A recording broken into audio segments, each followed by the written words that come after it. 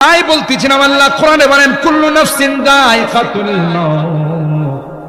দুনিয়া পেয়ে পরকালকে ভুলে গেলে চলবে না।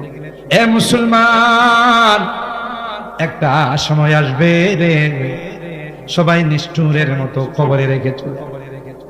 অট্টালিকা করেছেন, টাওয়ার করেছেন, আপনি 3 তলায় থাকেন, আপনার রুমের ডেকোরেশন বড় সুন্দর, কিন্তু দেহের থেকে যখন রুম নামক পাখিটা উড়াল দিয়া চলে যায়, 10 মিনিট থাকার আপনার অধিকার না।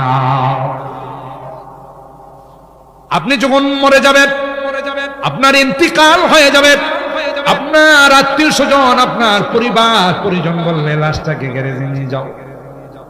এত কষ্ট করে মাথার ঘাম পায়ে ফেলে রক্ত পানি করে টাওয়ারটা আপনি সাজাইছে, মৃত্যুর পরে 10 মিনিট আপনার থাকার অধিকার দেওয়া হয় না।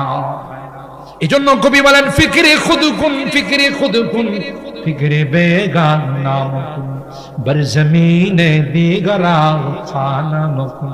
নিজের চিন্তা করো, নিজের আসল ঘরকে তুমি সাজাও।